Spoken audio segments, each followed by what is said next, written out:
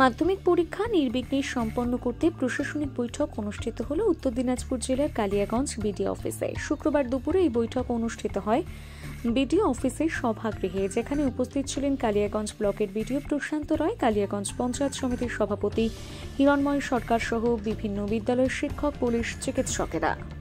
কি নিয়ে, কাদেরকে নিয়ে প্রশাসনিক বৈঠক করা হলো, কি বিষয়ে?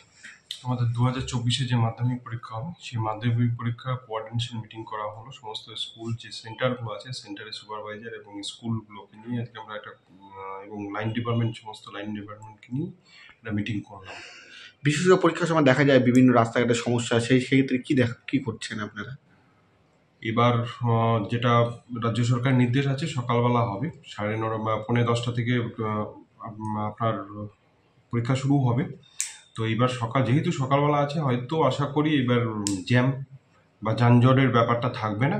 আমরা সেই হিসেবে ওসি ট্রাফিককে আমরা বিষয়টা জানিয়েছি, যাতে সেই সময় গতিবিধি মুভমেন্ট এটা নিয়ন্ত্রণ করা যায়। অনেক সময় দেখা যায় স্কুলে পরীক্ষা দিতে গিয়ে ছাত্ররা অসুস্থ হয়ে পড়ছে রাস্তাতে, সেক্ষেত্রে আপনারা কী পরিষেবা থাকছে এবার?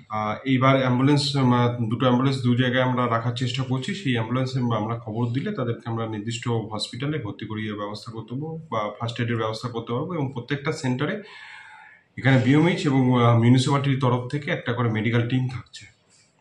সাক্ষাৎকার করলেন এসএসের সাথে। আজকে আমরা কালিয়াগঞ্জ যে স্টেশন ম্যানেজার আছে ইলেকট্রিসিটি বোর্ডের, ওনার কাছেই তৃণমূল পার্টির পক্ষ থেকে আমাদের বিভিন্ন পঞ্চায়েতের যারা কর্মীরা আছি, বিশেষ করে প্রতিনিধিমূলক আমাদের একটা ওনার সাথে সাক্ষাৎকার ছিল। আমরা ওনাকে একটা ইন্টিমেশনও দিয়েছিলাম যে আগামী 24/1/2024 অর্থাৎ এই জানুয়ারি মাসে 24 তারিখে একটা বড়সড় করে ডেপুটেশন দেবো। বিভিন্ন গ্রাম বাংলার বিভিন্ন, বিশেষ করে কালিয়াগঞ্জের বিভিন্ন মানুষের যে ইলেকট্রিসিটি নিয়ে যে সমস্যা, সেই সমস্যাগুলো ওনাকে আগে জানিয়ে নিয়ে আমরা ডেপুটেশনের একটা ডেটও নিয়েছিলাম।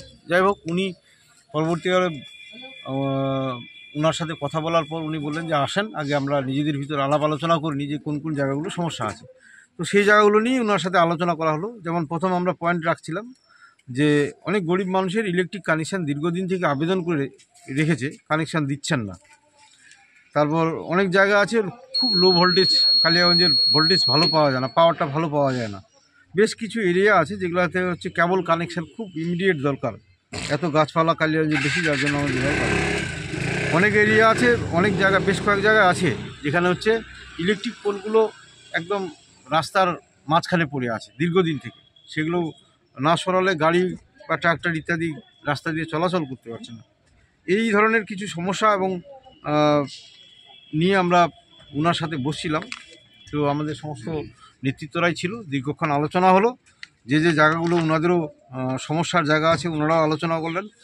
যে আমরা মোটামুটি ওনার কাছে সদুত্তর একটা উত্তর পেয়েছি যে আগামীতে যে জায়গাগুলো সমস্যা হয়ে আছে ওনাদের পক্ষ থেকে দায়িত্ব সহকারে, গুরুত্ব সহকারে সেগুলো বিবেচনা করবে এবং খুব দ্রুত সেগুলোকে সমাধানের চেষ্টা করবে।